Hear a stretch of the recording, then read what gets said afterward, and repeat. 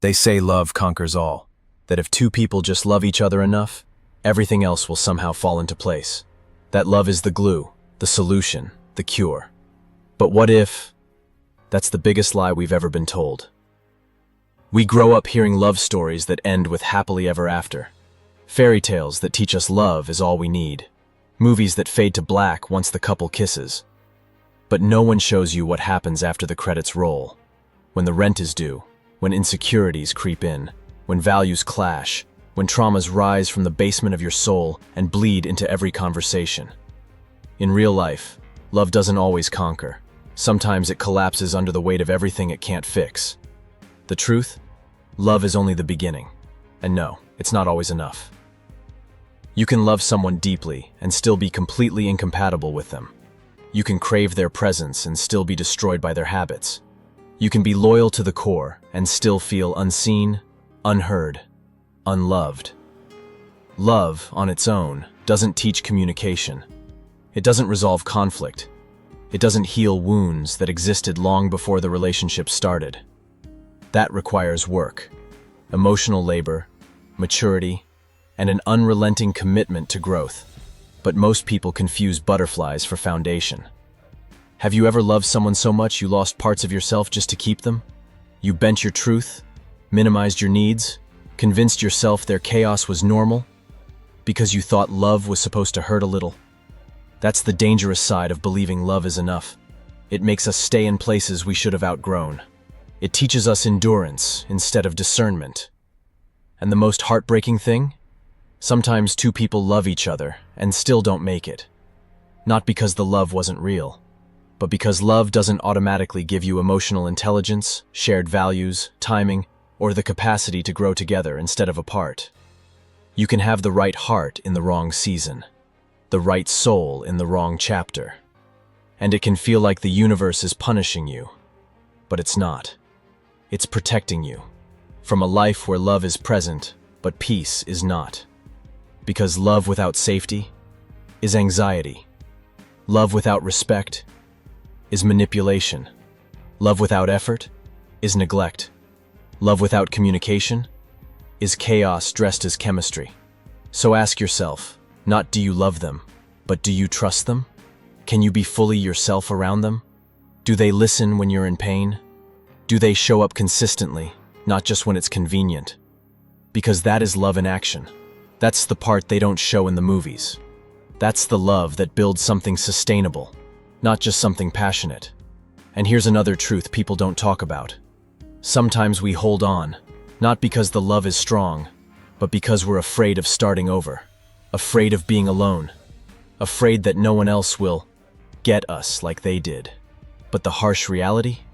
You can love someone and still be better off without them. Love isn't supposed to confuse you, or scare you, or make you feel like you're hard to love.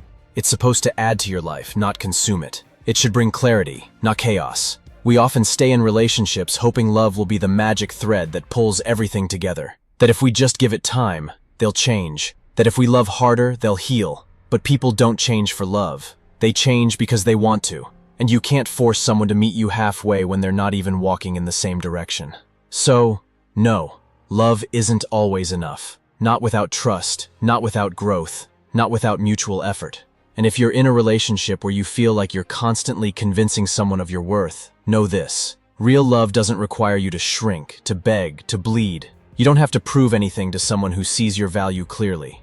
Because in the end, it's not just about being loved, it's about being loved right. So, here you are, standing in the ruins of what once felt like forever. Not because the love wasn't real, but because it wasn't enough. And now, the question isn't why it fell apart, but what you'll do next. This is the part no one prepares you for, the aftermath. When the world doesn't make sense without them. When the silence is deafening. When your brain tells you it's over but your heart replays the memories on a loop like a cruel highlight reel. This is where most people go wrong. They rush to fill the void. They chase distractions. They pretend they're okay. Because facing the truth, that love failed, feels like admitting you failed. But you didn't. You see, love is never a guarantee. It's a gamble. And just because you loved with everything you had doesn't mean you were supposed to stay. Some relationships are only meant to teach you what you won't accept again. They're chapters, not lifetimes. But here's the turning point, the moment when everything changes. It's when you stop chasing the illusion of love and start demanding the reality of it. Not the fireworks, but the fire that keeps you warm in the dark. Not the passion that burns fast, but the patience that stays through every season. Not the words, but the actions, the consistency, the safety. Because now you know, love isn't just a feeling. It's a responsibility. It's how someone chooses you in the middle of conflict. It's how they handle your vulnerabilities. It's how they treat you when you're not convenient. This is where emotional maturity begins. When you stop romanticizing suffering. When you stop calling pain proof of love. When you realize that being misunderstood, neglected, or emotionally abandoned isn't the price you pay to be in a relationship. It's the red flag you ignored while calling it destiny. People say love is selfless, but don't mistake selflessness for self-destruction. The love that costs you your identity, your joy, your mental peace isn't love. It's dependency. It's fear, dressed up as loyalty. It's two wounded souls clinging to each other to avoid healing alone. So what do you do now? You build yourself back up. You remind yourself that love is supposed to feel like freedom, not a cage. Like peace, not performance. You stop begging for someone to see your worth and start becoming so rooted in your self-worth that anyone who doesn't see it disqualifies themselves. You stop obsessing over why they left and start asking why you stayed. You stop replaying what went wrong and start focusing on what you've learned. Because the love you truly deserve won't ask you to compromise your values, your boundaries, or your dignity. And here's the most powerful truth of all. When you finally let go of the love that wasn't enough, you make space for the love that is. Not perfect love, but healthy love. Love that grows with you. Love that holds space for your past, your healing, your dreams. Love that doesn't ask you to be less. But you won't find that love until you stop settling for the kind that hurts. You are not hard to love. You were just trying to be loved by someone who didn't know how to love themselves. And that was never your job.